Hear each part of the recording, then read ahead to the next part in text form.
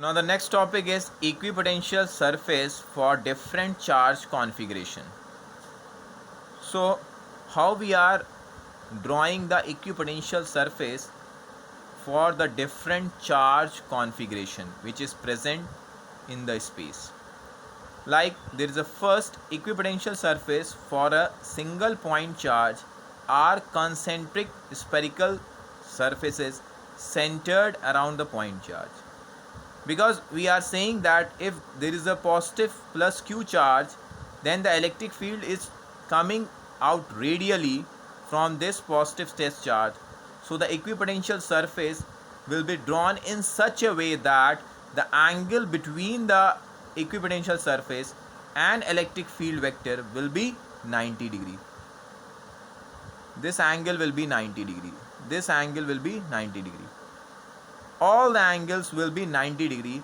It means the angle between the electric field vector and the equipotential surface vector is making 90 degree angle with respect to each other. So the concentric spherical circle centered around this point charge is the shape of the equipotential surface we are getting for a single point charge. Now second is for uniform electric field along x-axis. If there is a uniform electric field along x-axis, the equipotential surface are planes normal to the x-axis, that is plane parallel to yz plane. It means this is y, this is z.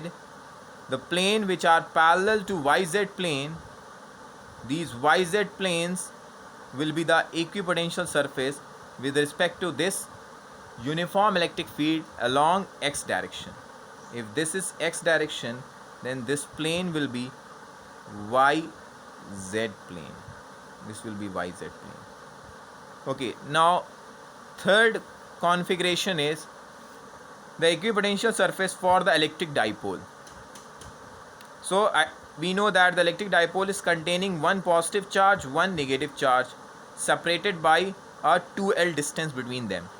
So this is the equipotential surface, which is the concentric circles around these two charges centered, but these are closer, these spherical circles are closer to each other inside the dipole, but outside these two charges the circle are much farther with respect to each other.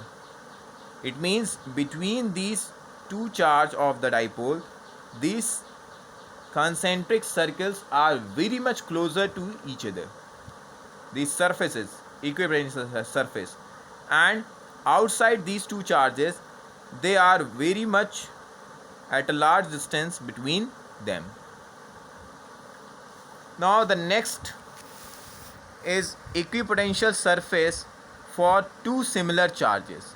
For two similar charges, like both are the positive charge, then they will repel each other. So the electric field will be very much in high density at much farther end in comparison to nearer end. So in the same way, the equipotential surface will also be very much closer along the farther end in comparison to nearer end, because in nearer end the equipotential surface are having much of the distance between them, but they will be very much closer because the electric field density is very high, or strength is very high of the electric field. So the equipotential surface is forming in such a manner for two similar charges.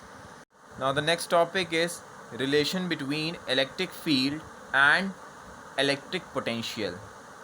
It means we have to find out the relation between E vector and V potential, electric potential. So here we have taken two plane surfaces, that is A and B. The surface A is having VA potential and the surface B is having VB potential, and the electric field is in the direction from A to B.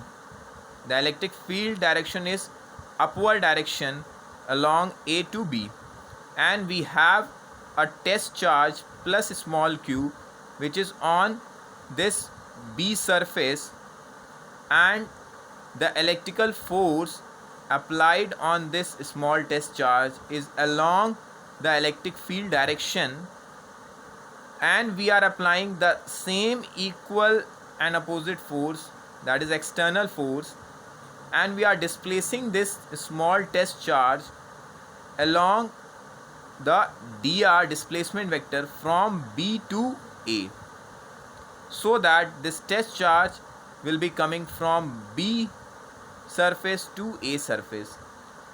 So we have taken here two different equipotential surface A and B having the electric potential VA is equals to V and VB is equals to V minus dV, where dV is a decrease in potential in the direction of electric field.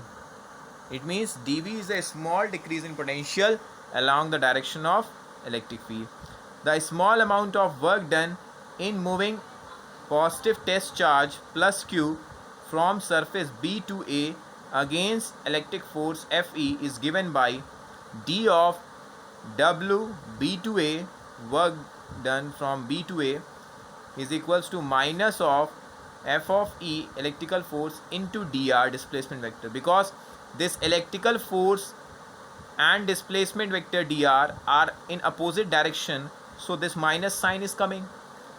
We know that force and displacement, if they are in opposite direction, the work done is negative, so work done is negative. So dWBA, that is equals to minus Q into E dot dr. D of WBA by small q divided by small q, that will be equals to VA minus VB, final potential minus initial potential, that is equals to minus E dot dr vector. So now putting the value of VA and VB, we are getting d of WB to A divided by small q, this will be equals to V minus of V plus dV is equals to minus E dot dr. So finally we are getting, if the test charge is plus 1 coulomb, so dW B to A upon plus 1 coulomb, that will be equals to small dV is equals to minus of mod of E dot dr. So the magnitude of the electric field is coming equals to minus of dV by dr. This is an important term, that electric field is equals to the negative value of the potential gradient. This is called as potential gradient, that is dV by dr. This term is called as potential gradient. dV by dr is called as potential gradient. Okay, in this we are getting two conclusion. First is negative sign shows that the direction of electric field E vector is in the direction in which the electric potential decreases. So negative sign is telling that the electric field is in that direction in which the electric potential is decreasing. Second point is, we are getting the magnitude of the electric field is given by change in magnitude of electric potential per unit displacement normal to the equipotential surface at the point. This is called as potential gradient. So E is equals to minus of dV by dr, that is equals to minus of potential gradient. And now we have three of the axes, so we are getting three term of the electric field with respect to potential gradient. That is, in x direction Ex electric field is there, then it will be minus of dV by dx. If Ey electric field will be there, then it will be equals to minus of dV by dy. If Ez will be there, then this will be equals to minus of dV by dz. These are the expression for electric field in x, y and z direction. Now the next topic is potential energy of a system of charges. So in this first, for the system of two charges, there is a derivation for the potential energy, how we are finding out the electrostatic potential energy for two charges as a system. So here we are considering Q1 and Q2. These are the two charges which are forming one system. So this is the source charge, that is Q1 at point A, and the test charge is coming from infinity at point B, that is Q2. This is the test charge. So there is one intermediate point C. At point C, the distance AC will be equals to x, and distance between A to B is r. The force on Q2 test charge due to Q1 source charge at distance x will be electric force. This will be equals to Q1 by 4 pi epsilon naught x square into Q2, or we can say that Q2 into E, because the electric field is created by this Q1. The small amount of work done dW by the external force which is against the electrical force, that result in small displacement dx, that will be equals to dW, that is equals to minus F of E electrical force into displacement vector dx, because the electrical force is applied in opposite direction with respect to this displacement vector dx. So the negative sign is coming in work done. So dW, work done, small amount of work done, will be equals to minus Q1 Q2 by 4 pi epsilon naught x square into dx. Total work done in moving test charge plus small q plus small q2 from infinity to point B, that is r, is given by work done infinity to r, that is equals to minus of integration x equals to infinity to x equals to r Q1 Q2 by 4 pi epsilon naught x square into dx. So work done from infinity to r, the constant term will be coming out, that is minus Q1 Q2 by 4 pi epsilon naught, and this variable term x from infinity to x from r integration x power minus 2 into dx. So its integration is x power minus 1 divided by minus 1. So we are getting finally the expression of the work done from infinity to r, that is work done from infinity to r is Q1 Q2 by 4 pi epsilon naught r. This amount of work done has been stored in the form of electric potential energy of system of two charges Q1 and Q2. So this U of r, this is the final potential energy, minus U of infinity, that is equals to work done from infinity to r, that is equals to Q1 Q2 by 4 pi epsilon naught r. U of infinity, the potential energy of infinity point is 0.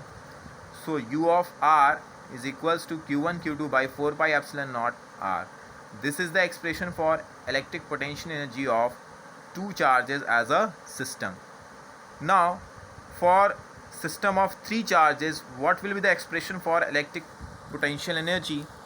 So if there are three charges Q1, Q2 and Q3, and we are bringing all these three charges from infinity to these respective point, then the electric potential energy in bringing these three charges from infinity to respective point will be U is equals to 1 by 4 pi epsilon naught Q1 Q2 by R12, distance between them, Q2 Q3 between R2 3, distance between them, Q1 Q3 between distance between them, that is R1 3. Sum of all the three potential energies, we are getting the total value of the potential energy expression for three charges as a system. Now for the system of n charges, in the same way that we can write the electric potential energy of system of n point charge having the position vector r1, r2, r3 and up to rn from origin. So this is the generalized formula for n charges, that is U total potential energy, electric potential energy, will be equals to 1 by 4 pi epsilon naught summation k comma j equals to 1 to n, all pair k not equal to j, q k and qj. Qj and Qk.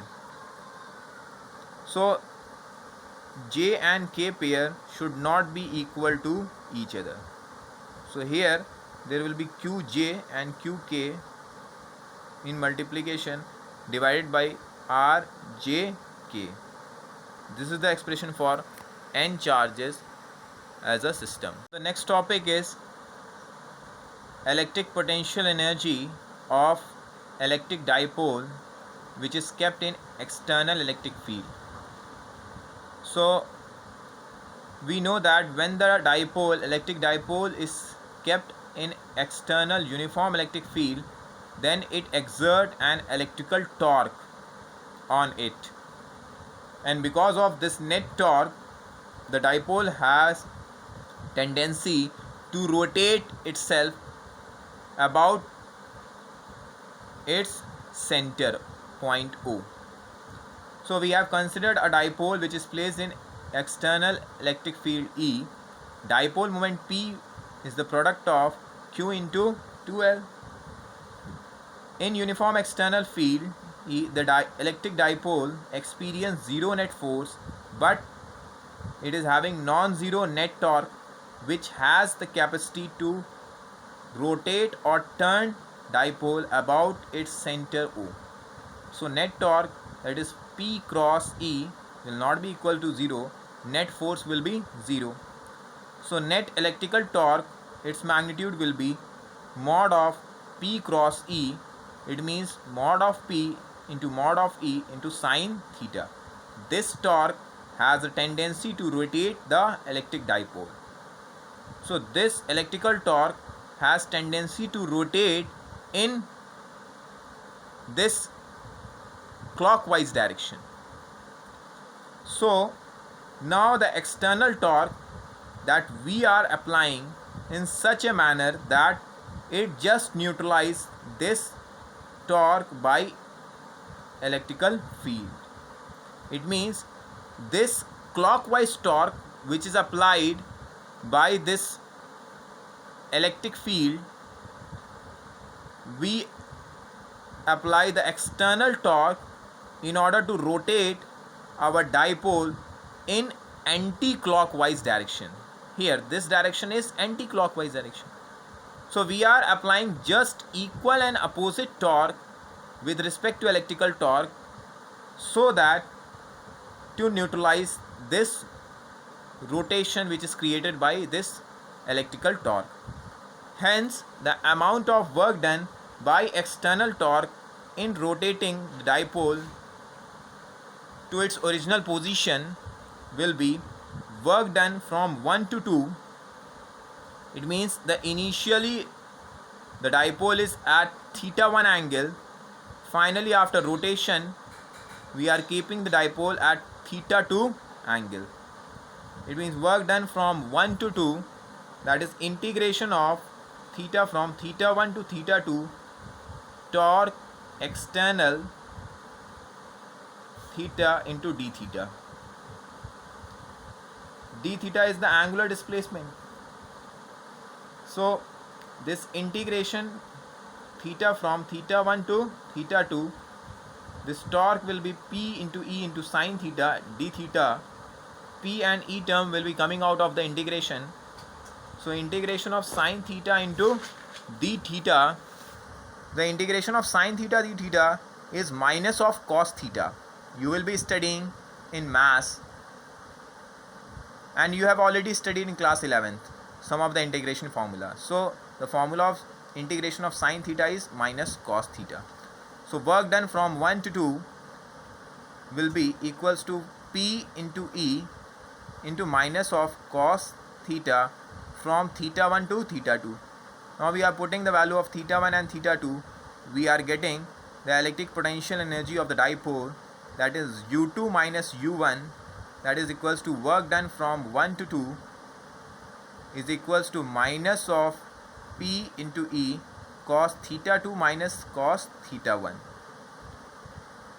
When the dipole is initially at right angle, it means theta 1 is the 90-degree angle, and we have to set the dipole at some angle theta 2 equals to theta, then U2 minus U1, that is work done from 1 to 2, minus P into E cos theta 2 will be theta, and cos theta 1 will be cos 90.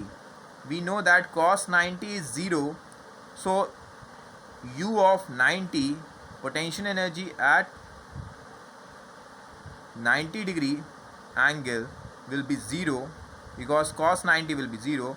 So U of theta or U of 2 at the final position we are getting minus P into E cos theta, or U of theta will be minus of dot product of dipole moment vector into electric field vector. So electrical potential energy due to dipole is the expression of the negative sign, which is the dot product of dipole moment vector and electric field vector, that is minus of P dot E vector, or minus mod of P mod of E cos theta. This is the expression for potential energy of the dipole. It is a scalar quantity.